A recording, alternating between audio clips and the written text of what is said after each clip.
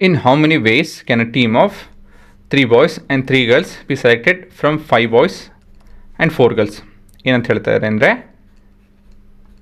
3 ಜನ ಹುಡುಗಿರು ಮತ್ತು 3 ಜನ ಹುಡುಗರು ಸಪ್ರೇಟು ಒಂದು ಗುಂಪು ಮಾಡಿ ಆಯಿತಾ, ಆ್ಯಸ್ ಅ ಹೋಲ್ ಒಂದು ಟೀಮ್ ಕಳಿಸ್ಬೇಕೆಲ್ಲೋ, ಸರಿನಾ? ಸೊ ಇವಾಗ ನನ್ನ ಪ್ರಶ್ನೆ ಏನಪ್ಪ ಅಂತ ಹೇಳಿದ್ರೆ, ಉತ್ತರ 9P ಅಲ್ಲ 9C6 ಅಂತ ಹೇಳಿ. ಅಲ್ಲ, ಏನಕ್ಕಿದೆ ಹಾಕಾಗಲ್ಲ ಅಂತ ಹೇಳಿದ್ರೆ, ಇಲ್ಲಿ ಹುಡುಗಿರು 3 ಗುಂಪು ಆಗಲೇಬೇಕು, 3 ಜನ ಆಗಲೇಬೇಕು, ಹುಡುಗರಲ್ಲಿ 3 ಜನ ಆಗಲೇಬೇಕು.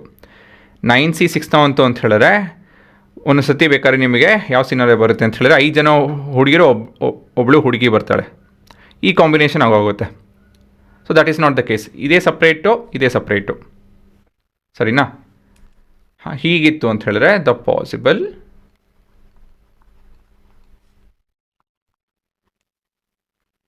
number of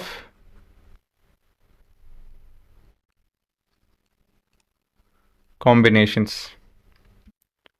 is 4C3 into 5C3. ಏನಪ್ಪ ಇದು ಅಂತ ಹೇಳಿದ್ರೆ, this is 3 girls out of 4 and this is 3 boys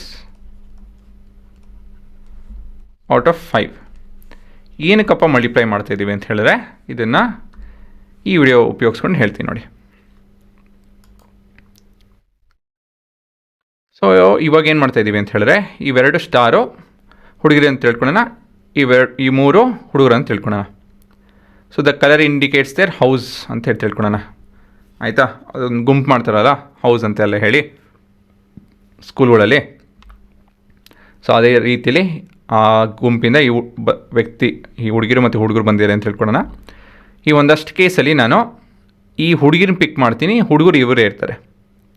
ನೀವು ಏನು ಹೇಳಬೇಕು ಅಂತ ಹೇಳಿದ್ರೆ, ಓವರಾಲು ಗುಂಪು ಅದೇ ಇರುತ್ತಾ ಬದಲಾಗುತ್ತಾ ಅಂತ ಹೇಳಿ ನೋಡಬೇಕು. ಸೊ ಇದೊಂದು ಪಾಸಿಬಿಲಿಟಿ. ಇವಾಗ ಈ ಗುಂಪು ಚೇಂಜ್ ಆಯ್ತು ಇವಾಗ, ಹೌದು ತಾನೆ? ಸೊ ಇದು ಇವರಿಬ್ಬರು ಚೇಂಜ್ ಆದರು ಅಂತ ಹೇಳಿದ್ರೆ ಆ್ಯಸ್ ಅ ಹೋಲ್ ಪೂರ ಗುಂಪು ಚೇಂಜ್ ಆದಂಗೆ ಲೆಕ್ಕ ತಾನೆ. ಇದೊಂದು ಮತ್ತೊಂದು ಗುಂಪು, ಕರೆಕ್ಟಾ?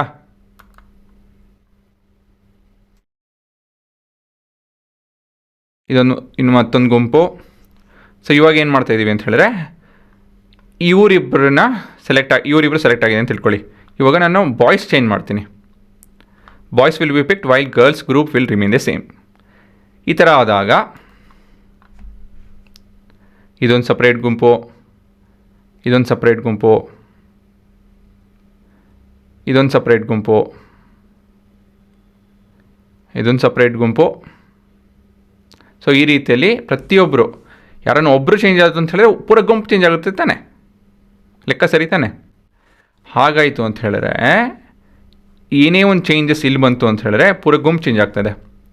ಸೊ ಇಲ್ಲಿ ಎರಡು ವೇರಿಯೇಷನ್ ಇದ್ದು ಇಲ್ಲಿ 10 ವೇರಿಯೇಷನ್ ಇತ್ತು ಅಂತ ಹೇಳಿದ್ರೆ 2 × 10 20 ವೇರಿಯೇಷನ್ ಆಗುತ್ತೆ. So we need to multiply. ಯಾಕಂತ ಹೇಳಿದ್ರೆ ಒಂದು ಗುಂಪು ಇಲ್ಲಿ ಫಿಕ್ಸ್ ಮಾಡಿಕೊಂಡು ಇಲ್ಲಿ 10 ಇತ್ತು ಅಂತ ಹೇಳಿದ್ರೆ 10 ವೇರಿಯೇಷನ್ ಆಯಿತು. ಇಲ್ಲಿ ಒಂದು ಗುಂಪು ಫಿಕ್ಸ್ ಮಾಡ್ಕೊಂಡು ಇಲ್ಲಿ ಒಂದು 5 ವೇರಿಯೇಷನ್ ಇತ್ತು ಅಂತ ಹೇಳಿದ್ರೆ 5 ವೇರಿಯೇಷನ್ ಓವರಾಲು. ಇಲ್ಲಿ 5 ಇದ್ದು ಇಲ್ಲಿ 10 ಇತ್ತು ಅಂತ ಹೇಳಿದ್ರೆ 50 ವೇರಿಯೇಷನ್ ಆಗುತ್ತೆ. ಸೊ ಅದೇ ಲೆಕ್ಕದಲ್ಲಿ ಇವಾಗ ಅದೇ ಕಾನ್ಸೆಪ್ಟ್ ಮೇಲೆ ಇದು ಬಿಲ್ಡ್ ಆಗಿರೋವಂಥದ್ದು. ಸೊ ಫ್ಯಾಕ್ಟೋರಿಯಲ್ ಕಾಂಬಿನೇಷನ್ ಫಾರ್ಮುಲಾ ಉಪಯೋಗಿಸ್ತು ಅಂತ ಹೇಳಿದ್ರೆ we will get 4 factorial divided by 3 factorial into 1 factorial star 5 factorial divided by 3 factorial into 2 factorial using the formula NCR is equal to n factorial divided by n minus r factorial divided by 1 by r factorial. So this is equal to ಇದು 4 ಆಗುತ್ತೆ, ಇದು 5 × 4 ಆಗುತ್ತೆ ಅಲ್ವಾ? So actual calculation ಎಲ್ಲ ಅದು, but anyways ಕ್ಲೀನಾಗಿ ನೋಡ್ಸ್ಬಿಡ್ತೀನಿ ನಾನು ನಿಮಗೆ.